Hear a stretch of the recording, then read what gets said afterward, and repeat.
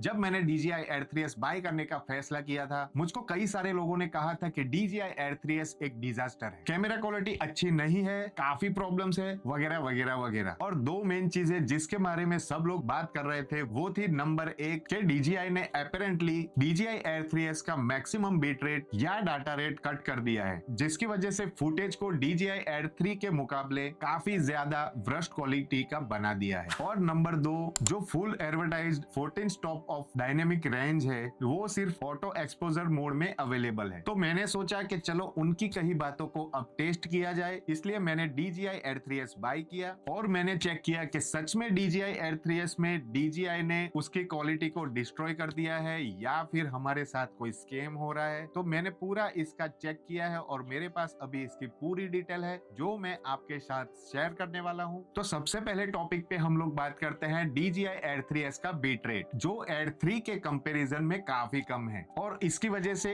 DJI Air 3s का footage काफी low quality का हो जाता है। अब अगर सिर्फ सरफेस लेवल पर देखा जाए तो हाँ, Air 3s का बिट रेट Air 3 से कम हुआ है। अगर हम दोनों ड्रोन की फुटेज के फाइल को चेक करें, दोनों 4K 60 फ्रेम पर सेकंड 10 बिट लॉग पे शूट की गई है, तो Air 3 का फाइल बिट रेट 129 मेगापिक्सल पर सेकंड है और DJI Air 3s का कोरेस्पॉन्डिंग फाइल बिट रेट सिर्फ 89 मेगाबाइट पर सेकंड है। तो DJI Air 3 का फाइल बिट रेट 129 मेगाबाइट पर सेकंड है और DJI Air 3s का कोरेस्पॉन्डिंग फाइल बिट रेट सिर्फ 89 मेगाबाइट पर सेकंड है, यानी DJI Air 3 के 2/3 के बराबर। लेकिन सवाल यह है कि क्या सच में इसका कोई फर्क पड़ता है? और अगर आप ज्यादा जानकारी नहीं रखते बीट रेट के बारे में, तो मैं सिंपल शब्दों में समझाऊं तो ये बताता है कि ड्रोन हर सेकंड कितना डेटा डी कार्ड पे लिखता है, यानी वीडियो के सेम लेंथ के लिए फाइल कितनी बड़ी होगी। जनरली बड़ा फाइल साइज या ज्यादा बिट रेट का मतलब होता है हाई क्वालिटी, क्योंकि वीडियो को ज्यादा कॉम्प्रेस नहीं किया जाता और ज्यादा डेटा प्रिजर्व होता है, इसीलिए क्वालिटी बेटर लगती है। लेकिन ये हमेशा यूनिवर्सल रूल नहीं होता, ये डिपेंड करता है किस फॉर्मेट में कॉम्प्रेस हो रहा है और कौन सा स्पेसिफिक कंप्रेशन एल्गोरिदम यूज हो रहा है। इन दोनों फाइल में H265 कंप्रेशन यूज हो रहा है, तो लॉजिकली लगता है कि जिस फाइल का बिट रेट कम है उसकी क्वालिटी भी वर्स्ट होगी। लेकिन क्या वाकई में ऐसा है? मुझे मेरे एक फ्रेंड ने बताया था कि Air 3s का फुटेज Air 3 के कंपैरिजन में काफी कम डिटेल देता है, इसलिए मैंने एक टेस्ट सेट किया, दोनों ड्रोन्स को साइड बाय साइड रख के एक ट्री को शूट करके, जिसका लिफ्ट पैटर्न काफी कॉम्प्लेक्स था, जो कंप्रेशन एल्गोरिदम के लिए जनरली काफी टफ होता है। जब हम Air 3s और Air 3 के बीच स्विच करते हैं तो दिख रहा है कि Air 3s कम से कम उतना ही डिटेल्ड है और एक्चुअली मुझको लगता है कि Air 3s में थोड़ा ज्यादा फाइन डिटेल भी दिख रहा है Air 3s के कंपैरिजन में। मेरा मानना है कि इसका रीजन है DJI Air 3s का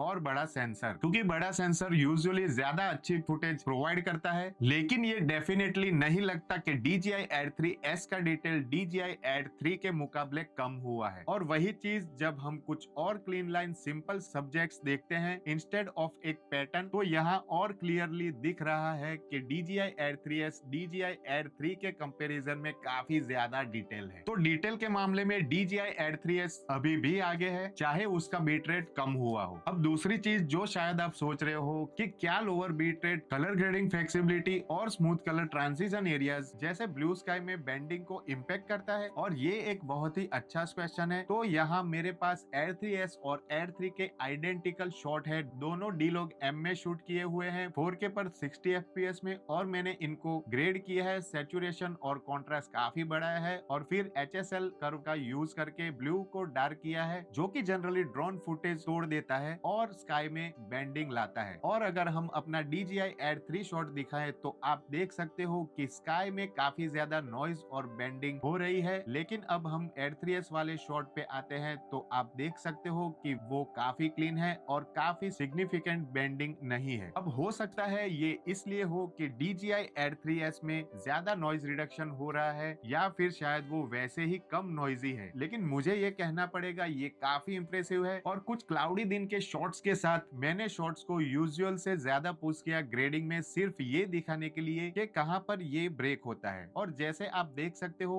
Air 3 में कुछ वियर्ड कलर्स और सीरियस बेंडिंग दिख रहा है, जबकि Air 3s में थोड़ी सी बेंडिंग है, लेकिन वो रैंडम वियर्ड कलर नहीं निकल रहे। तो मुझे कहना पड़ेगा कि ये क्लियरली बेटर है। अब DJI ने ये कैसे किया मुझको नहीं पता, जो भी मैजिक उन्होंने यूज किया है एक 1/3 lower bit rate video file से अपेरेंटली बेटर या एटलीस्ट उतनी ही अच्छी क्वालिटी निकालने के लिए। मैं नहीं जानता, लेकिन ये काफी औसम है और मैं इसके साथ हूँ। अब क्या ये पॉसिबल है कि किसी और हिडन वे में इमेज क्वालिटी डिग्रेड हो रही हो जो मेरे टेस्ट में नहीं पकड़ी गई? तो हाँ, ये पॉसिबल है। और पर्सनली मैं ये पसंद करता कि जो भी फैंसी कंपैरिजन एल्गोरिदम्स उन्होंने यूज किए हैं, अगर वो हायर बीट रेट के साथ आता, शायद एड 3 से भी ज्यादा। लेकिन ऑनेस्टली मैं कंप्लेन नहीं कर रहा और डेफिनेटली DJI ने एड 3s को स्पॉइल नहीं किया। दूसरी बात है 14 स्पॉट डायनेमिक रेंज के क्लेम के बारे में। पहले मुझे काफी डाउट था 14 स्टॉप डायनेमिक रेंज के इस टॉपिक पे, क्योंकि अक्सर कैमरा कंपनीज अपनी डायनेमिक रेंज को काफी ज्यादा क्लेम करती है। मेरे पास वो फैंसी इक्विपमेंट नहीं है जो एग्जैक्ट डायनेमिक रेंज मेजर कर सके, लेकिन काफी लोगों ने सही पॉइंटेड आउट किया था कि DJI के वेबसाइट पर लिखा है कि फुल 14 स्टॉप डायनेमिक रेंज तभी मिलती है जब आप ऑटो एक्सपोजर यूज करते हो DJI एड 3s पर। तो मैंने टेस्ट किया कि क्या ये सच में सच है, क्या मैनुअल एक्सपोजर में डायनेमिक रेंज कम मिलती है जो मैं अक्सर यूज करता हूँ? तो जवाब है हाँ, ऐसा होता है। आपको ऑटो एक्सपोजर मोड में मैनुअल से ज्यादा डायनेमिक रेंज मिलती है। ये normal mode, hybrid log gamma और इवन डी लॉग मोड सभी कलर प्रोफाइल में अप्लाई करता है। आप कुछ एग्जांपल देख सकते हो जहां डी लॉग मोड को